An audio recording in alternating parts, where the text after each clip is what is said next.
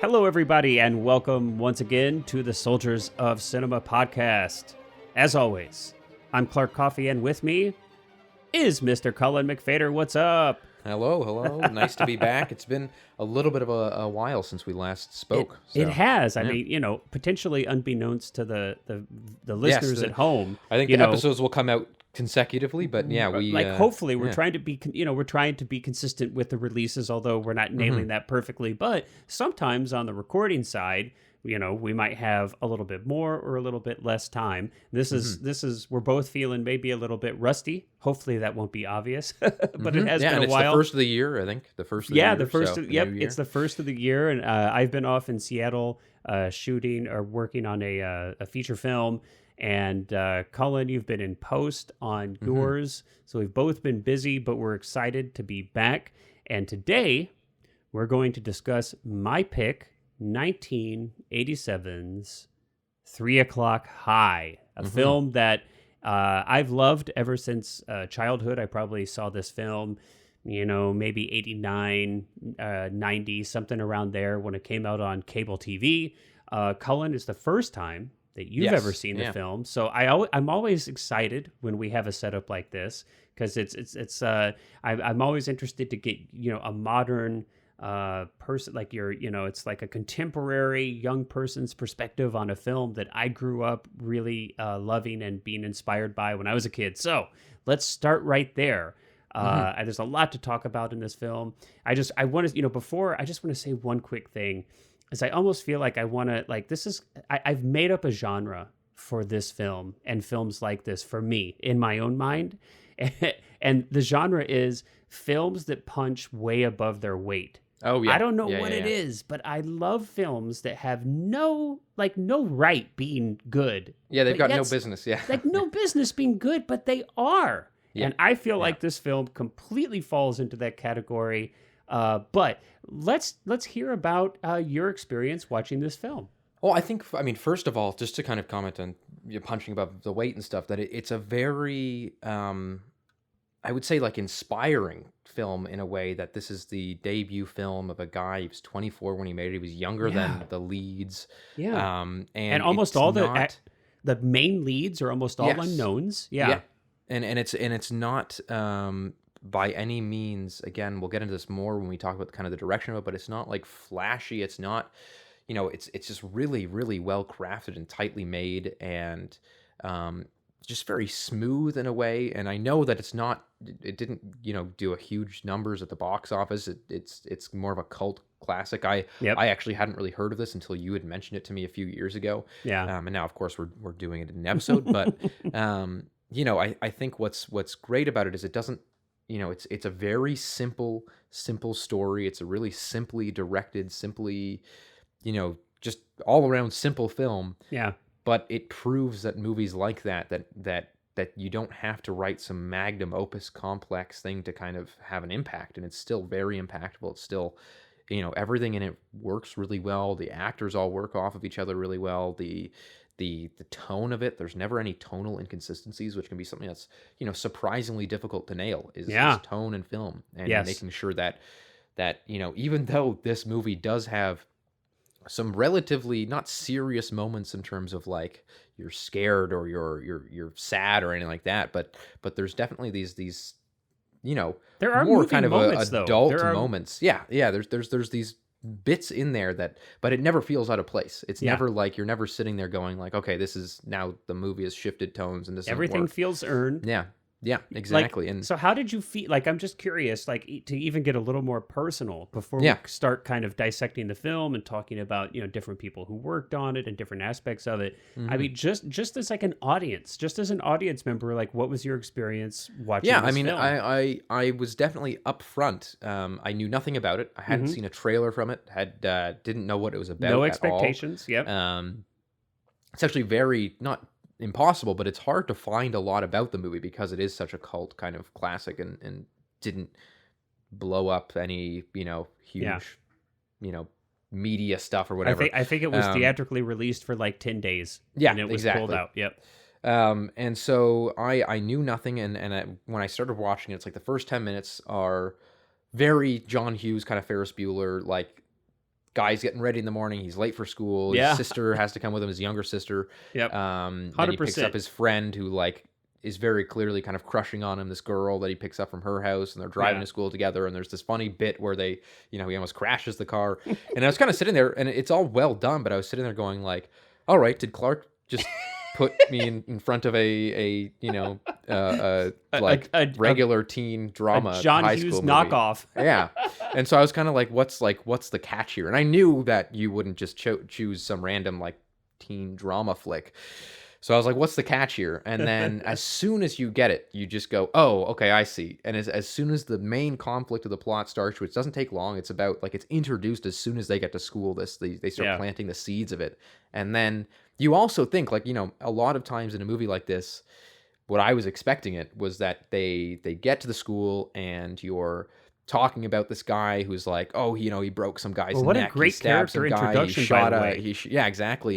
And my prediction when I was sitting there watching it was like, oh, it's going to turn out the guy gets there and he's completely not that, and then these two are going to become friends and they're going to realize that they're so misunderstood. That's what you thought was going to happen? Yeah, I thought it was going to be about like it. them kind of getting to like kind of like a Breakfast Club type thing. Okay, yeah. Where it's like, oh, you expect him to be a big bully, but then they actually isn't. They connect on a like really He's personal got a heart, level. yeah, like My Bodyguard, which came out in 1980, or like you said, was Breakfast expecting Club. that. Yeah, and then it just goes with it. It's like, oh, he actually did stab somebody and went to juvie and all this stuff, and it plays up again this idea of like, I think I had messaged you while I was watching it. Yeah, I don't use my phone during movies, but I just had to kind of message you to let you know that I was enjoying it. And I basically just like, it's like bringing me right back to high school. Like it felt, which is rare because there's so much stuff that is made about high school and shot in high school, and whether it's TV or movies that are all and like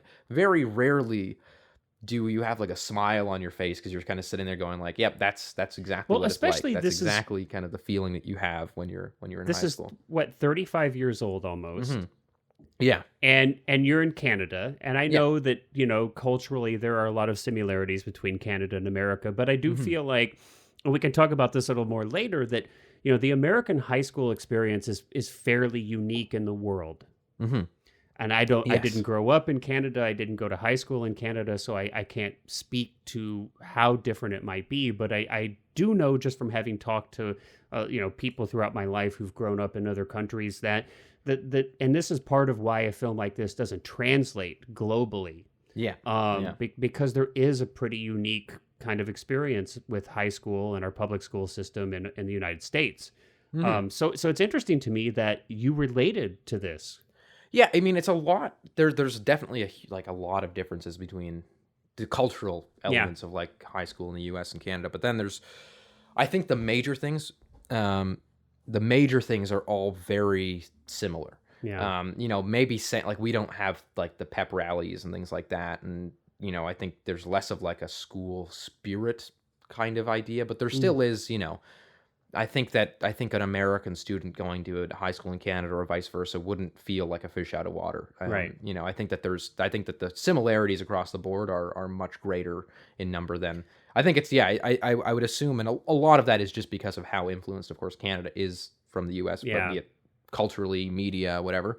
But I also think that there is sort of this conglomerate of like North American, maybe to a lesser extent in Mexico, but like Canada, the U.S. just have such similar cultures. And with the time, with all these years that have passed, I mean that makes my heart smile. I have to say. Yeah, no, I mean I was sitting there and I was like, everything both from the idea that like a very broad idea that everything in high school is the most important thing in the world on that day, but also just the sense of just like, in senior year, you have so much freedom to do what you want, and all the teachers, and you can kind of get away with just walking around the hallways. And we've all known all these characters, right? Yeah, I mean, exactly, I think all of us, all of us either have been affected by, like directly or indirectly, a bully. I mean, everybody has at least one bully experience, right? You at least knew that you're a bully, or you had a friend that was bullied, or you were the bully, or you were bullied at some point point in your like middle school, high school career. I think most people can relate to that.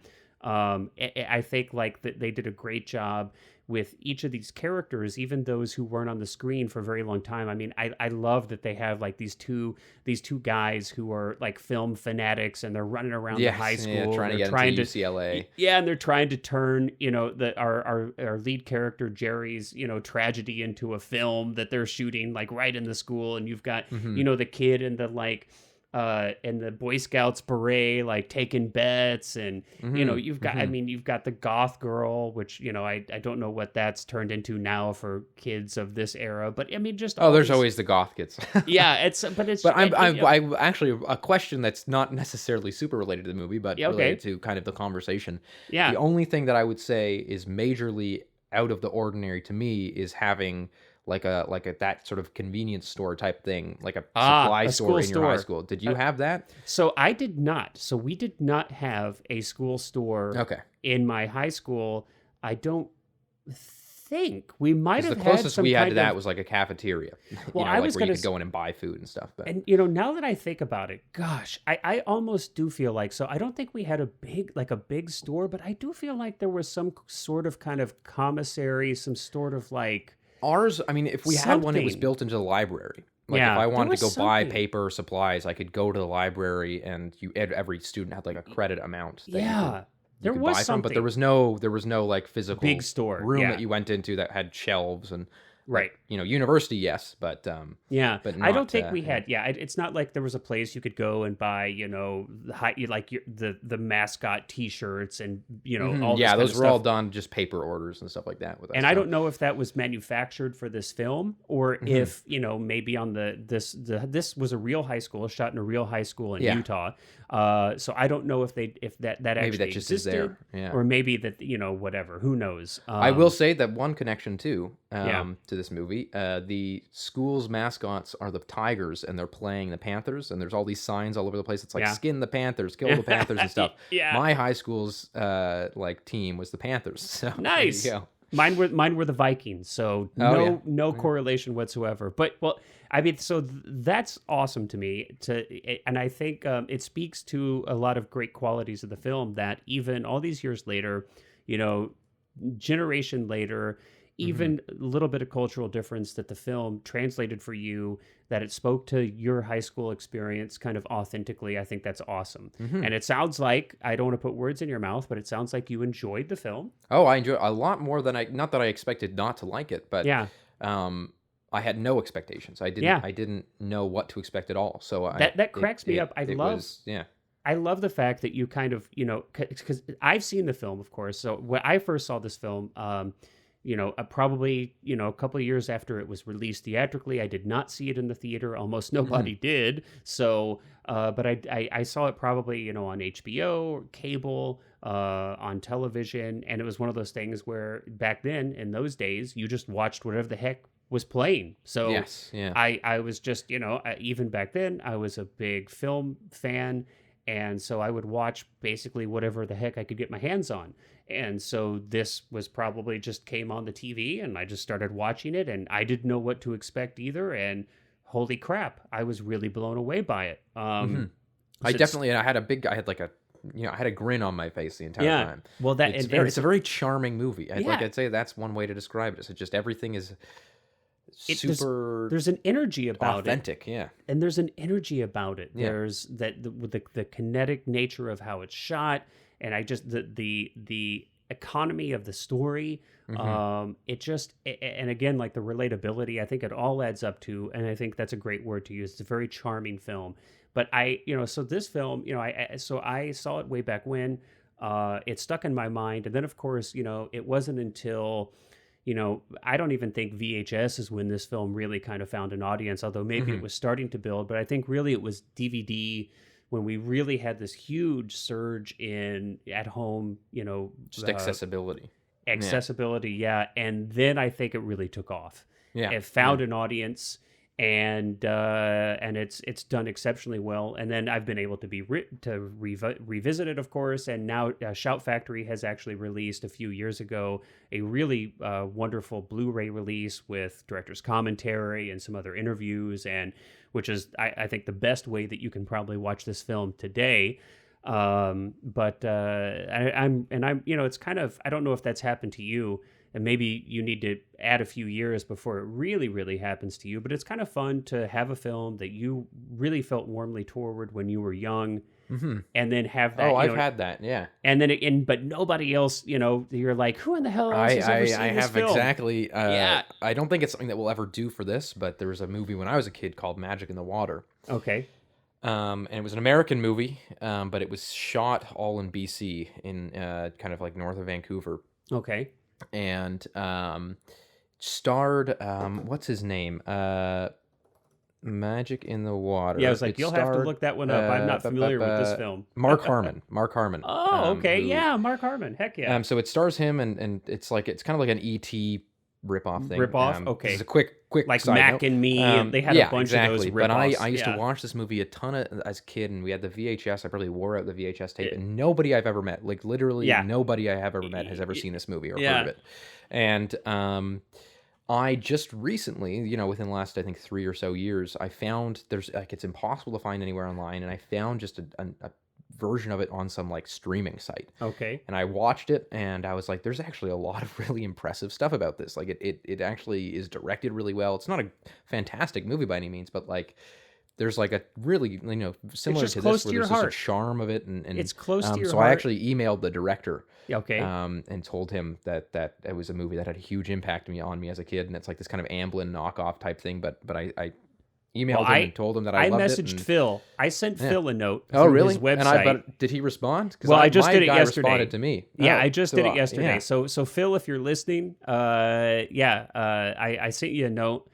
Yeah. But basically, and not that I don't require any response, but I just sent a note saying thanks, because it was an inspirational film to me, 3 O'Clock High. I mean, let's kind of, I think and this is interesting. So I didn't know a lot about what we're going to talk about here as far as the background and how this film kind of came to be. I didn't know any of this until like now, basically. Yeah. I was super surprised about the heritage of this film.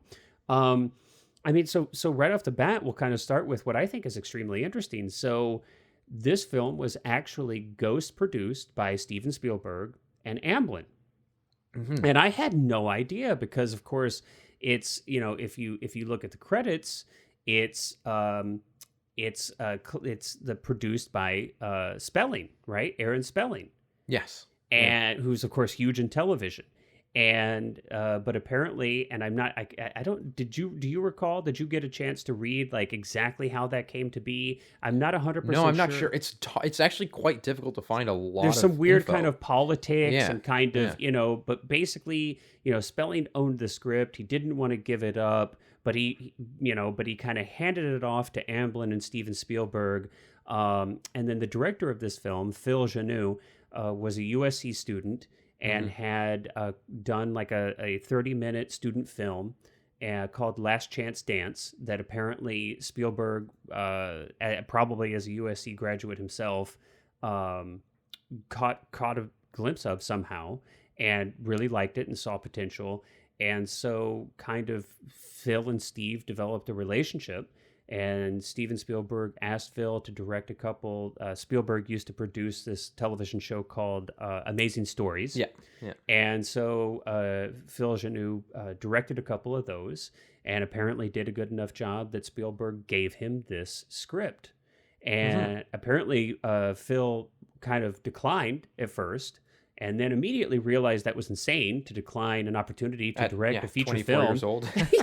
24 years old, to direct a film, produced by Steven Spielberg and Amblin. And he was like, whoa, what the heck am I thinking? Yeah. But, originally his thought was, I don't want to do another one of these John Hughes high school movies, right? Yeah. Which is what you thought it was going to be. Yes. And who I love. I mean, no of course, shade on John Hughes at all. Right. But right, you don't want to see kind of a rip off of that, though. You don't want to see that rehashed. Well, and Phil didn't want to do that. Yeah. As apparently the script was definitely a lighter, kind of more John Hughes-esque script. originally. Well, so apparently Phil came back, like chased after Spielberg, met him in his office the next morning and was like, whoa, whoa, whoa, whoa, whoa. I changed my mind. I don't know what I was thinking. I was nuts. I do want to direct this. And so he took on the project. He asked Spielberg for the ability to rewrite the script, which again, it's like he's 24 years old.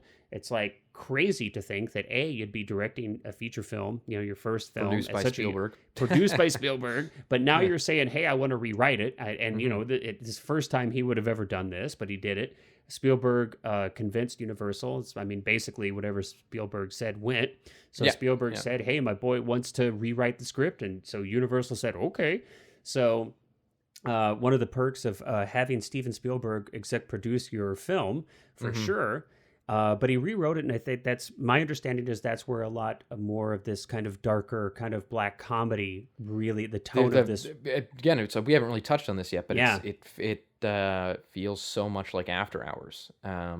Which was very much so. Yeah, and it's directly referenced in that they had mentioned that was kind of what a big inspiration him a lot to go for it. Yeah, but which I love. I mean, I love After Hours is one of my, I think, it's a fantastic arguably film. The most underrated Scorsese movie, but I think it's fantastic. It's a lot of fun, and it's very similar. It's where there's just this constantly forward momentum, where the story never stops, but it doesn't feel tiring. It doesn't like wear on you. It just feels like you're constantly just on this adventure almost with this character. And everything keeps going wrong, and it's like every situation somehow compounds and makes the previous one worse. The stakes just constantly rising.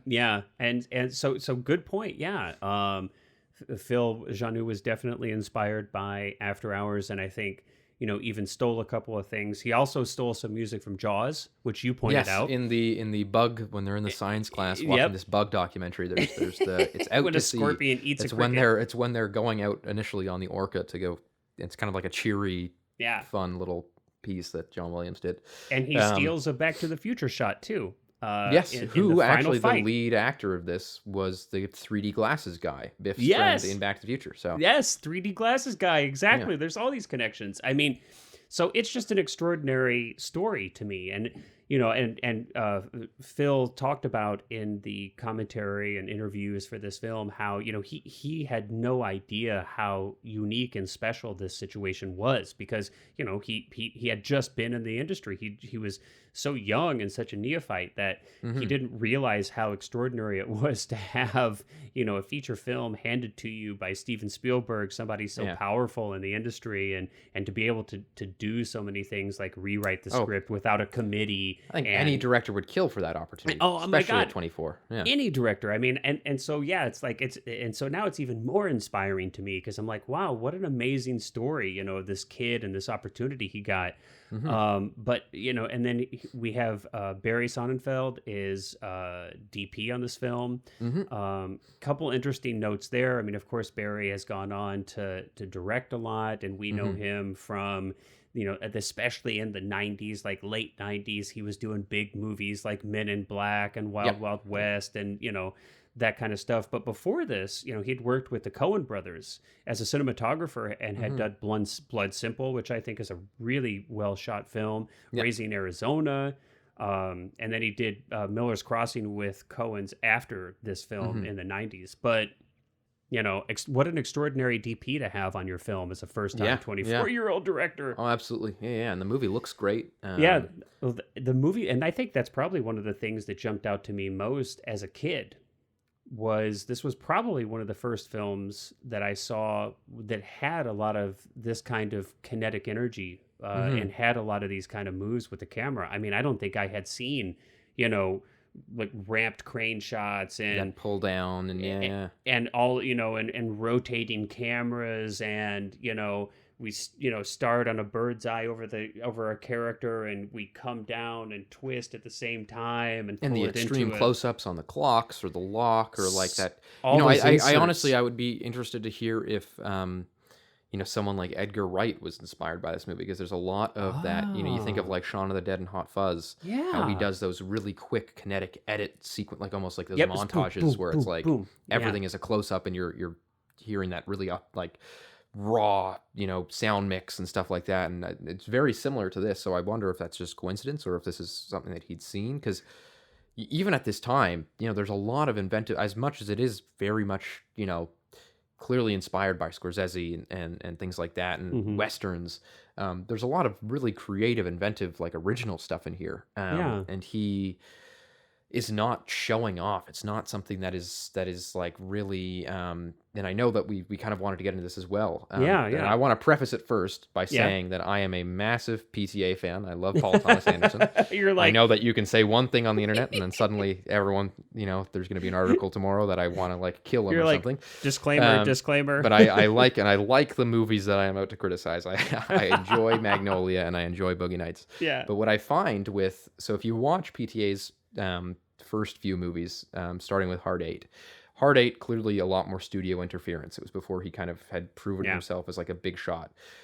And I actually kind of am of the rare opinion, I guess, that I prefer Hard Eight to Boogie Nights and Magnolia, because I think that studio interference restrained him, and I think that his restraint there and the restraint that was kind of forced onto him made it a more effective, more cohesive, directional kind of debut, I guess you could say. Whereas you get into Boogie Nights, which again, I really enjoy Boogie Nights. I think it's a great movie. But that's when he starts, you start seeing him do like so many scenes are oneers, and there's this crazy camera movement, and it gets to, I think, to its peak in Magnolia, where there's a lot of, for lack of a better term, like kind of show-offish camera movement, where you can just kind of feel a young director, trying to prove that he can do these really complicated camera moves, and they're very intricate and they have to be very precise with timing and character, and okay, what's the blocking like, and everything is kind of doing this big dance, which is really impressive, really great. I love PTA, but I've always found it a little bit distracting, and I found that the later PTA, like especially in Phantom Thread, and it kind of started in There Will Be Blood, but Phantom Thread, I think, is one of my favorite PTAs, if not my favorite of his, where it's this restraint. It's this every single camera movement is justified, and you can feel, why it's happening. It's not show-offish. It's simple, and it's elegant, and it's, again, restrained. It's kind of the same principle as like an actor bawling their eyes out can be really, really boring, but an actor on the verge of tears can be much more intense. Like an actor that knows how to control their emotions so that they're about to cry. They feel like they're on the burst of that. Or an actor, rather than sprinting down a road, an actor speed walk, like when you can't run, but you've got to like quickly walk somewhere, and there's this quick walk. That can sometimes, that restraint on any big kind of moment in a movie can sometimes make those moments that much more intense and suspenseful, and just all around. That's just kind of what I prefer.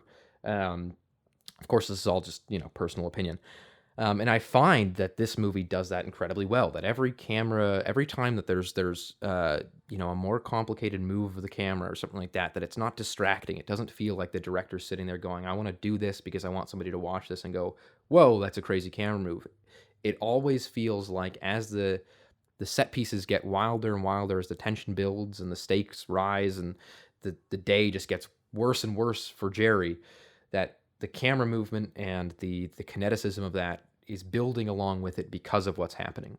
And it never feels like he's just showing off or trying to prove that he can do crazy things with the camera and stuff like that. Again, big fan of PTA. Love those two movies, but that's just something that I've found that is a really neat kind of comparison between the two of them, because I find that this movie is very restrained. It's very mature, for lack of a better term. For a 24-year-old director, it feels very mature. Yeah, that's so interesting that you'd say that. I mean, I hear what you're saying for sure, and I tend to agree with you in general about your restraint versus showing off or pushing. And certainly those criticisms have been kind of levied at Boogie Nights and Magnolia, especially Magnolia. And I think I've even heard PTA himself talk about how he thought that I could have maybe used a little restraint on that film in hindsight, as he's aged. But it's interesting to kind of explore why you feel like that works in this film and why you feel like maybe it was a distraction in the others. To me, in my mind, I never had, I like Boogie Nights. I like Magnolia, and I kind of like sometimes it's like technical, virtuosity, if you will. It is not usually a distraction to me, because I feel like those movies are kind of, especially Magnolia, it's a very kind of operatic, dramatic, heightened, almost fantasy film, quite frankly. And so I feel like that camera work kind of pushes that film in that direction, and it's okay. This film, I feel like it really works because it's, from a story perspective, you're in high school. We've already talked about this, where at that age, things are so heightened, so dramatic, so emotional. Certainly this situation, you can imagine how this would just be absolutely like just the height of terror, for our character. And these, all of these scenes are so heightened, and so I feel like the camera work here really lends itself to that. If I imagine some of these scenes without the more complex camera movements, and we had, a heavier camera, a more stable camera, I can imagine this. If this were just shot on sticks with maybe occasional dolly shots, it would take so much of that energy out. It would take so much of that driving rhythm. And that's what I mean about this one, is that it all feels justified. Yeah. That everything that the camera, not that Magnolia and Boogie Nights are not justified in any way, but I just found that it was very, very surprising to hear how young this director was. Yeah. That he seemed to have like this very refined sense of style in terms of the way that he used the camera and just set up these especially the points where the camera is doing more complex things, like you said, the scenes that start in overhead and come down to kind of have like a double shot of two people talking to each other. Even the moment when Chad, that's his name, right? Chad is punched in the face and he falls into the bookshelves, and all the bookshelves topple over. And I think it's Greg, or it's Greg, or something like that. The hired bodyguard, the football quarterback, the football guy. Player. Yeah. And you've got all the things toppling over, and then it just lands on them at the end. Craig, Mike yes. Jolly as Craig Maddie. That's who the character is. And the camera just is panning very, very simply, panning with all of the bookshelves falling over, and it goes on for like a comedically long time. And then you just have it land right on the end, and they're just standing there behind the final bookshelf that's fallen over. Yeah. Well, I think it's interesting, it's interesting to note. So, again, it's my understanding that the director, Joanou, actually shot listed the entire thing himself, even storyboarded a great deal. And even further, he actually shot, so all of the final climactic fight scenes. The DP, Barry Sonnenfeld, was actually sick and wasn't even on location, wasn't even there for 5 days of the shoot. And I think they had, I think maybe he said that this was a 30-day shoot. So for 5 days of that, he wasn't even there. So I think it's very fair to give credit to Phil for the look, the visual aesthetic of this film. Definitely. Certainly not to take away from Barry. Very, very obviously a very talented DP, and I'm sure he had a significant impact in things in the look as well. But I mean, definitely the director had a major, major, major voice in the look of the film. I think, rhythm we talk about, I think one of the things that this film is a really great example of are the components, all of these components coming together, dialogue, how the camera is used, of course, the editing. I think there's a really wonderful rhythm to this film that as soon as this film starts, the rhythm just it's just beautifully maintained. It's got a nice dynamic. It speeds up in places, it slows down in places, but it's always kind of consistently building. This film is a really fantastic example of exceptional rhythm in a film. Yeah, definitely. In my mind. Oh, totally. It's got again, beyond just the kinetic energy of the camera work, it's got such a, there's just this the way that this is edited, and it's not edited by Thelma Schoonmaker, but it could be. It could be. I think actually I'm not sure who edited it. Let me look that up real quick. But the editor, editing is credited to Joanne Fogel. Okay. I am not familiar with this editor. Yeah, me neither. but Joanne Fogel is And that's Joanne, which is interesting. It's Joanne Fogel, not like Joanne the name, but Joe the name, then Anne the middle name, Fogel. Well, I can't speak to that. I don't anything like I said. I don't know who this. I think it not a ton, like nothing super well known. Well, this person did a fantastic job on this film. Yeah. So there, Yeah. I could say that for sure. Really quite wonderful. Yeah, You know, and she's directed a lot of TV, like television. CSI, Law and Order, things like that. But Doogie, yeah, definitely Doogie Howser. exactly. Actually, Doogie Howser. wow, yeah. So But she worked a lot in there's television. a lot of really great, like, just the simple, like, I think editing is such a, again, as I'm not the first person to say this, but it's the final stage of writing, and I think that is ever, like, it's never calling attention to itself. You never feel like there's like super chaotic editing that drives, you kind of insane or distracts you or something like that. It's all very, very intricately placed, and there are some really kinetic edits. There's moments where things are kind of going a little bit crazy, but it all fits. Like, everything fits. Technically, Yeah. there's not a ton to criticize about this movie when it comes to technicalities. Like, it's all done really, really, really well. Yep, everything really fits together well. Something else I want to shift to a little bit here, because I think it's, again, it's kind of one of those films that's like, it's better than it should be. It punches above its weight class. Mhm. And I think the actors, there's some really, really interesting people here. I mean, Yes. I think, like, first of all, I think Casey as Jerry is like the perfect everyman. I think there's like this perfect blend of kind of humor, but but he's got these great, I mean, his like seduction scene of his, My God. of his Yeah, that's so good. language arts teacher. I mean, Yeah. there's just, and he does a perfect job of because I remember being a kid, and I went through a couple of years where I was bullied. And that's probably about the time that I saw this film. And oh my God, could I relate to Jerry Mitchell? Like, I just felt like I was this kid, No, it's really, really, yeah, he does such a great role. What's his name? Who plays the bully? So Richard Tyson. Richard yes. Tyson. So Richard Tyson. Richard plays Tyson the bully, reminds and me of a young Patrick Swayze. Like, he reminds me so much of Patrick Swayze in The Outsiders.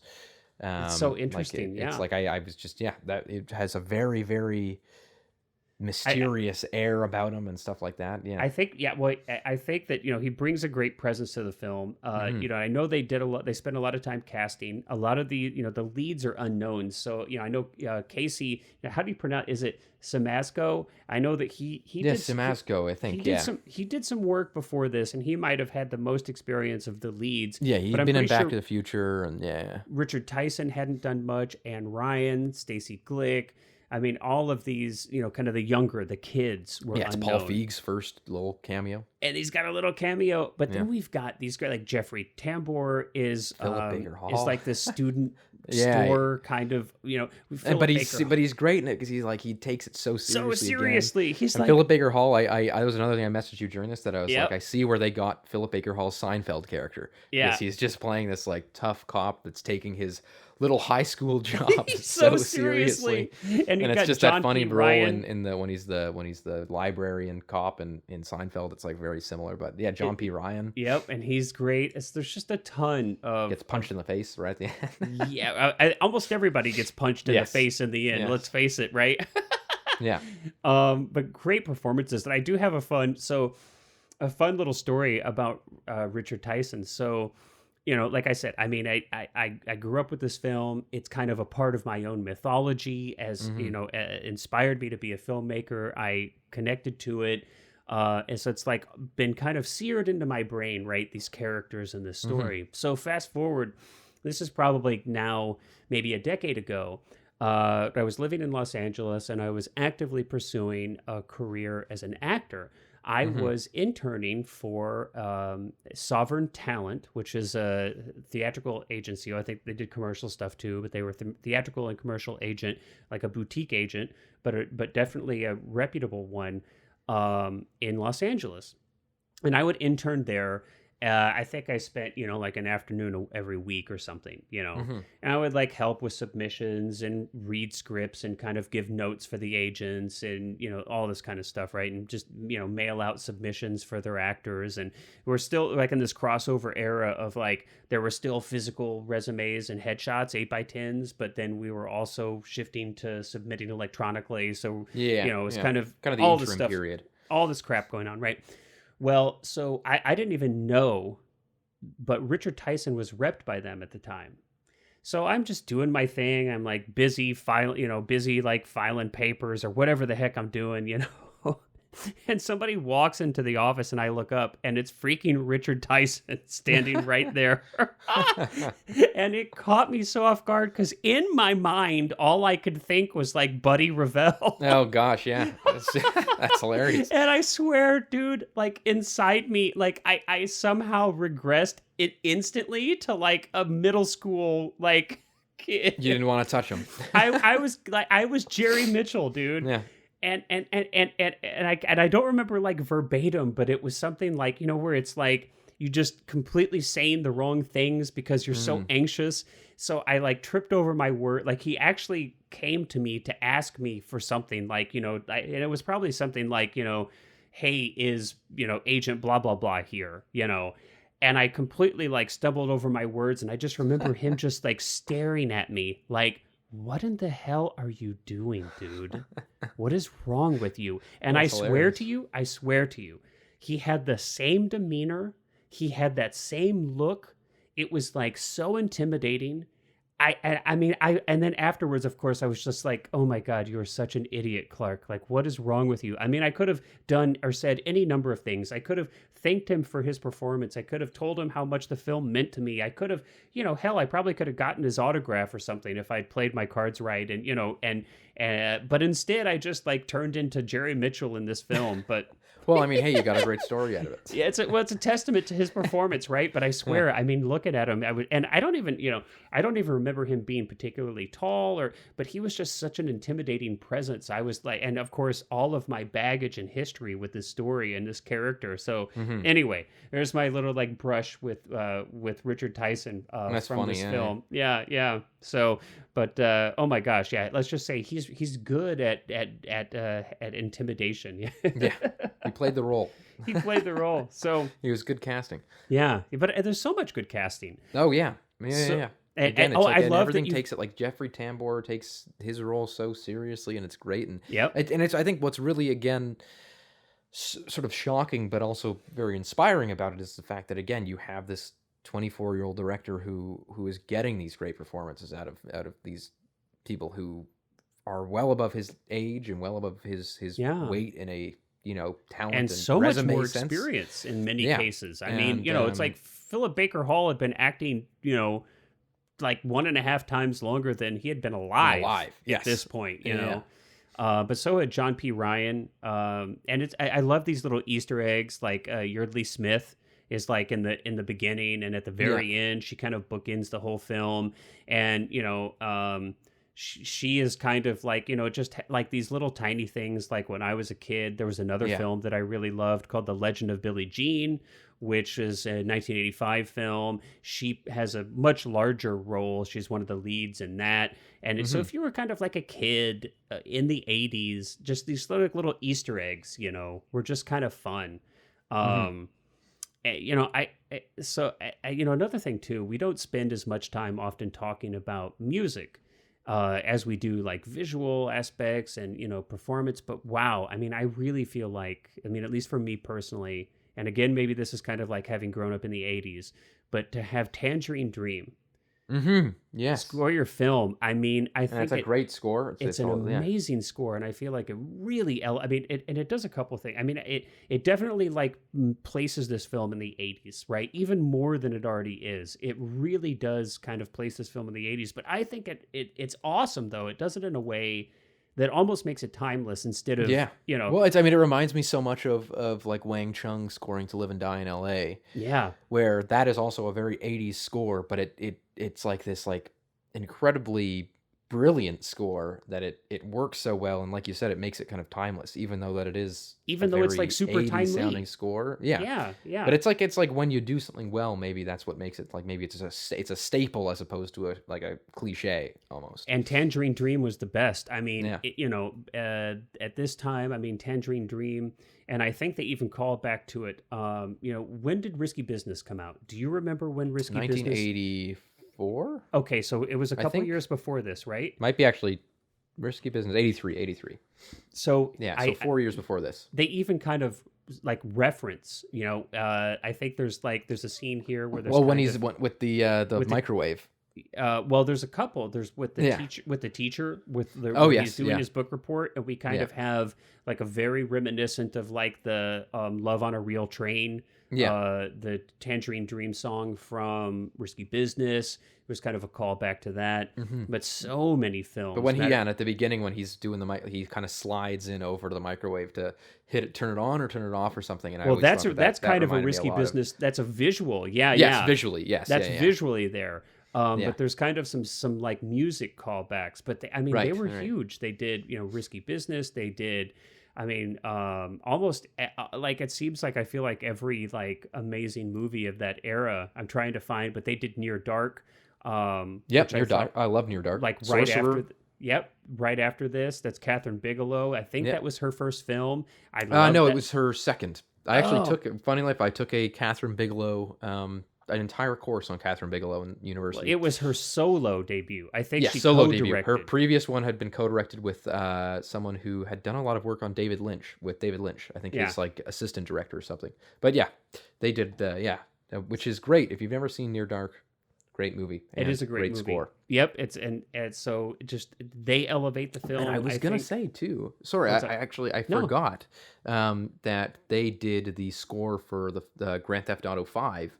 Which at the beginning of this film, when they're driving to school, I was like, "This sounds so much like Grand Theft Auto 5." Like, was it the actual? It's actually Tangerine Dream that did the Grand Theft Auto 5's some of the score for it. Yeah, some of the. So I think it's funny that I was like sitting there going, interesting that this sounds so much like Grand Theft Auto 5, and it's because I didn't realize that they had done the score for Grand Theft Auto 5. Yeah, they've done a ton of things, and Legend. They did Legend. They did. I mean, just a ton of movies. Risky Business, Firestarter, just a lot of these films from the 80s. They just seemed to be almost everywhere. For a few years there in films, and then people kind of copied their style, and it was kind of really pervasive in the 80s. Their kind of sound. But I think it just adds so much to this, and for me, it's such a treat now. Again, it's like almost timeless in its. In its timeliness, it's so 80s, but it's hard to articulate, but it's like so 80s, but it's so like universal. I don't know. I think just because it's so good that it supersedes the fact that it doesn't get dated. Like it's like one of those things that it's like ABBA. Well, what it is, I think there's enough time. I think there's enough time is what it is. Yeah. That's what I think it is. It's like, probably like a decade. Like if we were talking about this film in the mid 90s, you'd probably be like, oh, what an 80s. Wow. So what 80s, what a typical 80s film. But now we're sitting here in 2022, which, blows my mind. It's almost like we're talking about, a film from the 50s. It's like so much time has passed. There is about an equal amount of time between now and the 80s versus the 80s and the 50s. Yeah, so. and there you go. And so I think it's like now we're talking about a film, and this really does blow my mind, and this makes me feel just extremely old, Cullen. That I mean, we're talking about a film that is so old now that it is kind of like, crossed over into timelessness. Wow. Yeah. Oh my gosh, I feel it's so like old. I mean, it's like even like you think of something like The Matrix. That's like the epitome of like the 90s, that like neo tech kind of edging into the 2000s. The Y2K whatever and all that and technology and but now suddenly all of that kind of that trend, that cyberpunk kind of trend has like reemerged because it's been 20 years and whereas that was like so uncool in like 2010. Just don't get me started on the latest Matrix movie though. Oh yeah. but I do want to talk about before we wrap up. I want to talk about something else we don't often talk about, or sometimes we do, about these films. I want to talk about kind of the reception, the Yes, yeah, commercial response to this film, or rather, shall I say, the lack thereof, because I think yeah. there's an interesting story maybe for people who are thinking about getting into the industry, or maybe you're struggling in the industry, or no matter where you're at. If you kind of are an aspiring filmmaker, or you are a filmmaker, I think there's some interesting things here. I mean, so we've talked about all of these different aspects that we think are really admirable in this film, and I think we both are in agreement that the film is a really well made film and deserves to be seen by people. I Hmm. think it is a film that is absolutely positively on every level better than average, and in some ways is exceptional, and it Yeah, deserves to be seen. yeah. But sadly, it wasn't. And I think it's an interesting example of and my understanding was that basically what it came down to was that the Universal's marketing department didn't quite know what to do with the film. Now, who knows, Hmm. there may be other political or economic issues that drove this, but the story about the film is kind of that, because it did have a darker kind of tone, although of course we look at it today from 2022 and it really does not seem No, very it's not dark dark. at Yeah, all. in the But I slightest. think Yeah, if you put it in context of 16 Candles or something like that, Ferris yeah. Ferris Bueller, Bueller. Yeah, yeah, you would. There is definitely, this is darker film. there's more Um, violent, like raw violence kind of thing. And and yeah, and and it's a little esoteric. It's a yeah. little eccentric, right? Hmm. For some of the reasons we talked about, the characters are a little more offbeat. The technical aspects, the camera work is a little more offbeat. Kind Hmm. of adds up to just a little bit of a funkier flick. And apparently, the marketing department at Universal just didn't quite know what to do, so they didn't advertise it. Apparently, it only received newspaper advertising about the Hmm. day before it Wow. opened. They only opened it in 700 theaters, and then they closed it after about I think 10 days, 10 days. You 2 said, yeah. weeks. Yeah. So it's. I think there's like maybe there's a lot of different ways you could maybe look at it, but in my mind, I think it's a reminder of something that's important to kind of keep in your mind. you know, this guy did everything right in a Hmm. sense. He made a really good film. I mean, everybody involved, not just the director, of course, it's collaborative art. Everybody worked really hard and made a really great film. And in the end, it wasn't successful. It didn't find the audience that it deserved to find. Hmm. Um, and I think it's just a reminder of that, you can't control everything. There are so many aspects to really broad commercial success that boil down to luck, or boil down to things that are outside of your control, Yeah. that you can't beat yourself up. It's just ultimately there are so many factors that are outside of your control. Hmm. And this guy had luck that most of us would We'll never never ever see. see. Yeah. Like, I mean, who gets to make a film? Your first film at 24, Steven Spielberg's producing.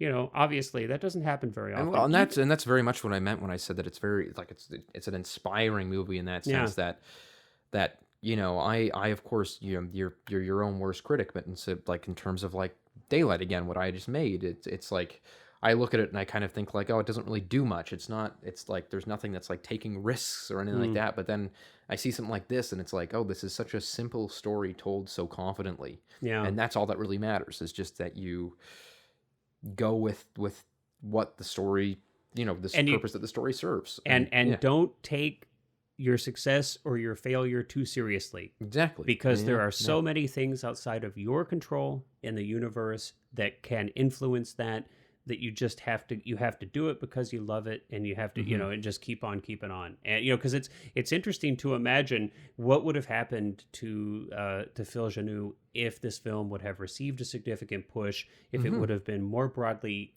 played in theaters. God, And who knows? I don't know if you've seen any of his other work, but I'm actually very curious to see his other films now. Not that like none of them were big, Yep.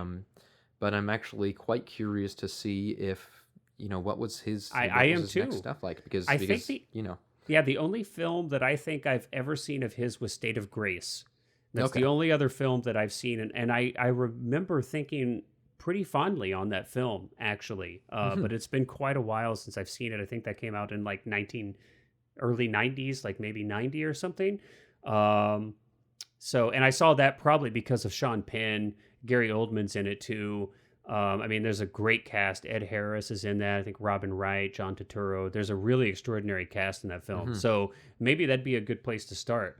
Yeah, And yeah. maybe I'll check that out again. But yeah, yeah, I'd be interested too. We'll have to like. I'm curious to see how his other films kind of compare to this one. But what a strong debut directorial debut feature film, huh? I'm glad you enjoyed it, Cullen. And for everybody else out there, I hope that you enjoyed our discussion of it. If you haven't seen the film, go see it. Obviously, we It's recommend available it. on YouTube, like not for free, but you can pay a few bucks for it and There you stream it right go. on YouTube. Or, I mean, I would recommend watching it. Go get the Shout. Yeah. Go get the Shout Blu-ray. It's a really good looking. Very disc. rewatchable. I've only seen it once, but I can already tell that like it's something that I would want to rewatch more again and again. Yeah, fantastic. All right. Well, Cullen, as always, it's been a treat. I always love discussing films with you. I can't wait for the next one. And until then, everybody, take care, be safe. We'll talk to you soon. Yeah. Bye bye.